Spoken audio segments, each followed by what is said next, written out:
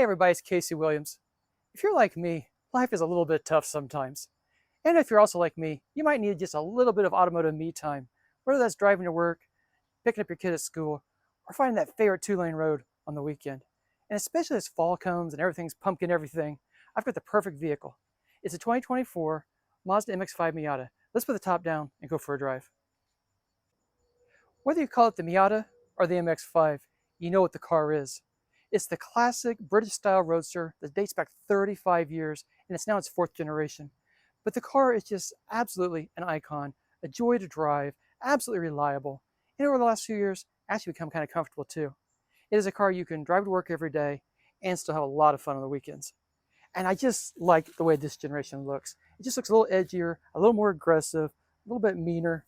It's still a Miata, but it's still a little, maybe a little more MX-5 than Miata. I love the headlamps. You got the LEDs. They're also adaptive headlamps, but it just looks really cool. I love the curves of it. I love the long hood, short deck layout of it. It's just absolutely a beautifully designed car. 17-inch wheels, of course, the cotton top, glass rear window with a defroster in it. So even if it's bad weather, icy out, you can defrost the window. It's also not going to turn opaque on you with age. Come around the back. I just love this view. I love how the back just kind of sweeps in with the round tail lamps. It's just very elegant.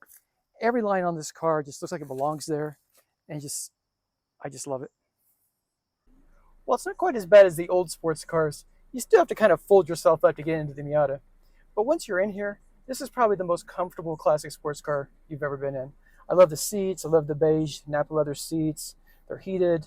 Just really nice. Nice stitching, like the cross stitching here in the seams. Also stitching across the dash. This is the Grand Touring Edition, so it's the upper level version of it.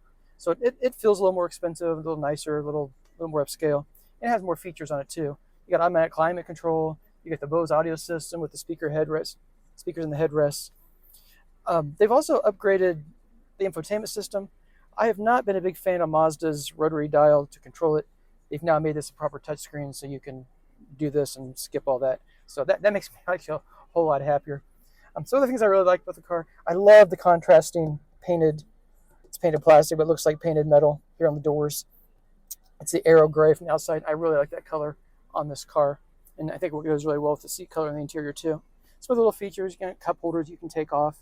Again, it's a sports car. You're going to make some compromises. Just a little bit of storage back here.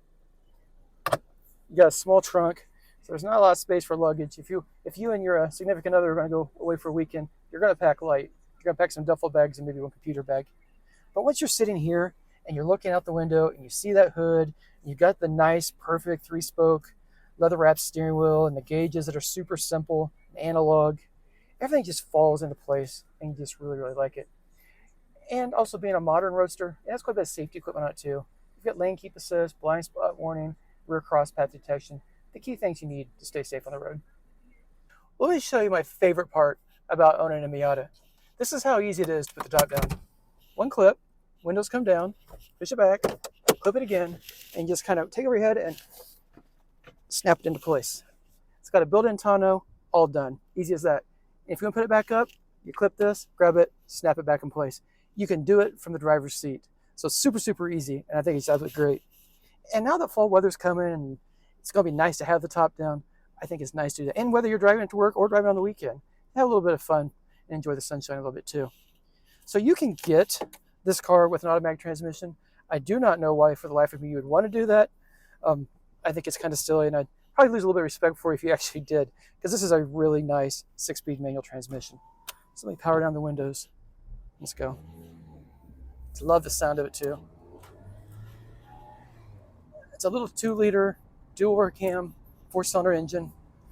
Delivers 181 horsepower and 151 pound-feet of torque. So it's got plenty of power for a car this size, but you have to rev the living snot out of it to get that power if you really want to do that. And you really do need to rev it just to have it shift smoothly and shift nice. So, rev it out, shift it. The Miata has long had one of the best manual shifters in the entire auto industry. It just clicks right through. Absolute joy to drive. The clutch is light. It's really not a difficult car to drive, even in traffic. So a little bit on the practical side of it. Now sitting down inside here, it's comfortable. The seats are comfortable. I drove about 150 miles the other day out on the highway through city traffic on the freeway. It's comfortable. It's easy to see out of it with the blind spot warning. You know, you feel safe in it. And out on the highway, it rides actually pretty comfortably. Sometimes the broken pavement will get a little bit stiff. It is a sports car after all, but it's not bad to drive once you get inside of it.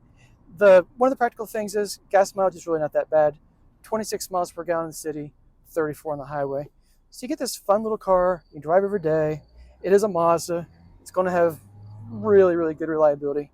Miatas are known for lasting nearly forever. And you still get economy car fuel economy with it. So if you're okay with stooping down to get in the car and kind of folding yourself in here and having not a lot of luggage space, I think you're really going to enjoy driving it. I think the Miata is one of those cars that everybody should own at least once in their life. The car's it's just a joy to be in it. It's a lot of fun to drive it. When you find that curvy two-lane road and you're all by yourself, you've got your music library all plugged in, you're rocking with the sound system, wind's just blowing over the top of the car, you see those fenders out in front of you. It really is just a lot of fun to get away by yourself and kind of rejuvenate and get a little, just get back in touch with your soul again. So how much is all this going to cost? And I think for what you get in this car, I think it's really quite a bargain. So the base price of the Miata starts under $29,000. This one, with the luxury package on it, fully loaded, you're looking at $36,200.